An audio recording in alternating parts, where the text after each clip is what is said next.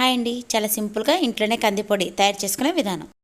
ముందుగా ఒక అర కేజీ కందిపప్పు తీసుకోవాలి. అలాగే ఒక వెల్లుల్లిపాయలో సగం వెల్లుల్లిపాయ తీసుకున్నానండి. ఒక అర స్పూన్ మెంతులు, టేస్ట్ తగినంత ఉప్పు, జీలకర్ర 2 స్పూన్లు తీసుకున్నాను. కారానికి తగినంతగా 15 ఎండుమిరపకాయలు తీసుకున్నాను. ఈ కందిపప్పుని మాడిపోకుండా మీడియం ఫ్లేమ్లో వేయించుకోవాలి. చక్కటి మంచి రంగులోకి రావాలండి. దూరగా వేయించుకోండి. చూడండి, ఇక్కడ వేగిపోయింది. ఇప్పుడు ఇది చల్లార్చుకోవాలి. జీలకర్రను కూడా మీడియం ఫ్లేమ్లో ఒక 2-3 మినిట్స్ వరకు వేయించేసుకొని పక్కన పెట్టేసుకోండి. అలాగే మెంతులు కూడా వేయించేసుకొని పక్కన పెట్టేసుకోవాలి. మాడిపోకుండా ఉండాలండి. ఇవన్నీ చల్లారిపోవాలి. అలాగే ఎండుమిర్చి కూడా, ఎండుమిర్చి వేయించేసేటప్పుడు ఒక స్పూన్ ఆయిల్ వేసానండి. ఈ ఆయిల్ వేసిన తర్వాత ఒక 5 నిమిషాల పాటు లో ఫ్లేమ్లోనే వేయించుకోండి.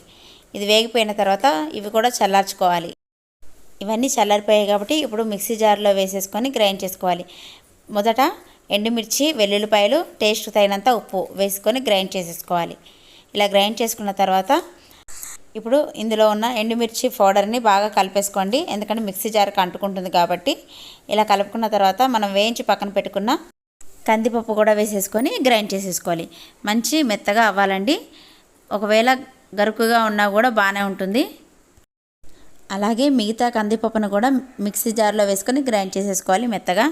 ఇప్పుడు ఈ మిక్సీ జార్లో ఉన్న కందిపొడిని కూడా ముందుగా తీసి పక్కన పెట్టుకున్న కందిపొడిలో కలిపేసుకోండి. ఎందుకంటే అందులో ఎండుమిర్చి అన్నీ కలిసాయి కాబట్టి ఈ పొడి ఆ పొడి రెండు బాగా మిక్స్ అయ్యేలాగా కలుపుకోవాలి. కందిపొడి రెడీ అయిపోయిందండి. చక్కగా వేడివేడి అన్నంలోకి నెయ్యిను అలాగే ఈ కందిపొడి వేసుకుంటే చాలా రుచిగా ఉంటుంది తినడానికి.